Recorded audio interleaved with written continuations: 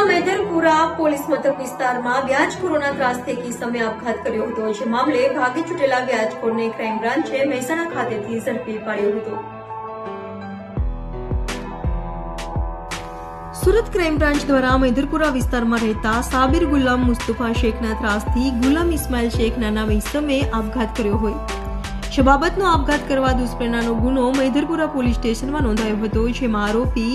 સાબિર ગુલામ મુસ્તફા શેખ નાસ્તો ફરતો હતો। તેને ક્રાઇમ બ્રાન્ચની ટીમ દ્વારા મહેસાણા જિલ્લાના ઉનાવા ખાતે મીરા દાતાર દરગાહ પાસેથી ઝડપી પાડ્યો છે,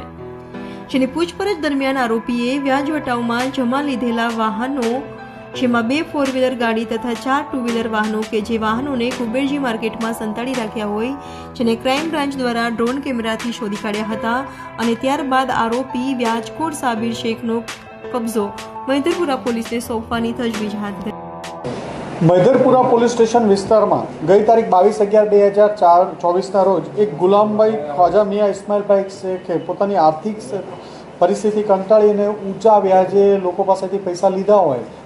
એના કારણે એમને દવા પીને આત્મહત્યા કરવાની કોશિશ કરી હતી અને એ સારવાર દરમિયાન એમનું મૃત્યુ નીપજ્યું હતું। જે બાબતે મેદરપુરા પોલીસ સ્ટેશનમાં સાબિર ગુલામ મુસ્તફા શેખ વિરુદ્ધ આપઘાતના દુષ્પ્રેરણનો એક ગુનો દાખલ કરવામાં આવ્યો હતો અને આ માણસે વ્યાજના ચક્કરમાં આવીને આમનેથી સુસાઇડ કરવું પડ્યું હતું।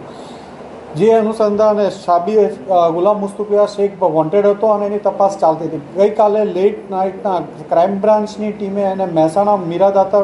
ઉનાવા મીરા દાતારની દરગાહ પાસેથી પકડી પાડ્યો છે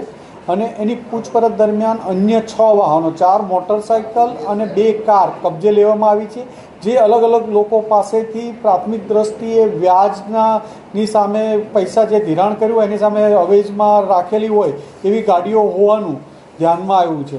આ ઇસમને પકડી વધુ કેટલા લોકોને વ્યાજે પૈસા આપતા હતા, ખૂબ ઊંચા વ્યાજા દરે આ લોકો પાસેથી વ્યાજ વસૂલતા હોવાની પણ એક પ્રાથમિક માહિતી મળી છે। એટલે આના ચક્કરમાં આના વ્યાજના ચક્કરમાં લોકો ફસાયેલા છે એની એક તપાસ ચાલે છે અને આ માણસે સુસાઇડ કર્યું છે તો એને કેટલા ટાઈમથી એની પાસેથી પૈસા લીધેલા હતા, કેટલું વ્યાજ ચૂકવી શક્યા છે એ બાબતે પણ તપાસ કરી રહ્યા છે।